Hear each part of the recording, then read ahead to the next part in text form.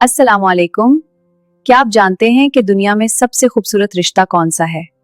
वो रिश्ता जो एक छत के नीचे दो अजनबियों को लाता है और फिर उन्हें एक ऐसी वहदत में परो देता है कि वो दो जिस्म और एक जान बन जाते हैं।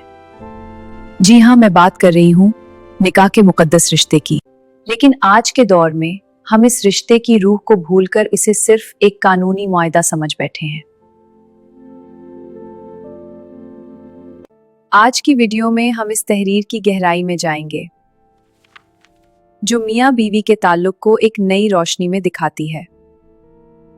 कुरान हकीम ने मियाँ बीवी के लिए एक बहुत ही खास लफ्ज इस्तेमाल किया है। लिबास का मकसद सिर्फ तन ढांपना नहीं हो, बल्कि ये हमें मौसम की सख्ती से बचाता है, हमारी कमजोरियों को छुपाता है और हमें जीनत बख्शता है। एक शोहर अपनी बीवी के लिए और एक बीवी अपने शोहर के लिए बिल्कुल उसी लिबास की तरह है।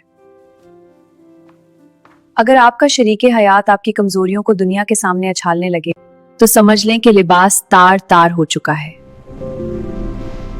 इस रिश्ते की असल ताकत एक दूसरे का मुहाफिज बनने में है। अक्सर लोग समझते हैं कि शादी सिर्फ साथ रहने का नाम है, लेकिन हकीकत में निकाह ऐसी गुफ्तगू है जो कभी खत्म नहीं होती।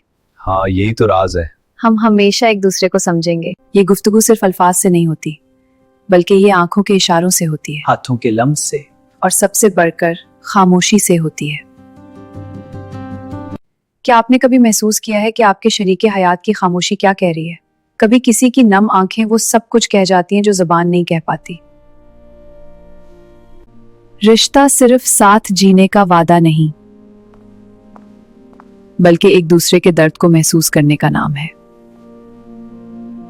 जब एक औरत अपने शोहर से बार बार सर्द महरी महसूस करती है तो वो आहिस्ता आहिस्ता खुद पर शक करने लगती है। वो सोचने लगती है कि शायद वो इस लायक ही नहीं कि इससे मोहब्बत की जाए। ये लम्हा किसी भी औरत के लिए तबाहकुन है।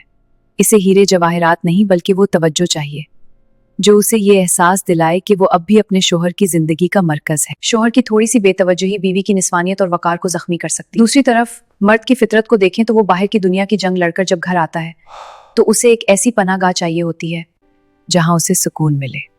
दिन भर की मशक्कत के बाद अगर उसे बीवी का मुस्कुराता हुआ चेहरा और नरम लहजा मिल जाए तो वो बाहर के हर फितने से महफूज रहता है। वो शोहर जो घर में सुकून पाता है, वो ना सिर्फ वफादार रहता है बल्कि अपने खानदान के लिए एक मजबूत सहारा बनकर उभरता है। बीवी की मोहब्बत उसे जमाने भर से लड़ने की ताकत देती है। याद रखें, जब मियाँ बीवी के दरमियान झगड़े होते हैं तो उसका असर सिर्फ उन तक महदूद नहीं हो जाता। बच्चों को वो एतमाद और सुकून नहीं मिल पाता जो उनका हक है।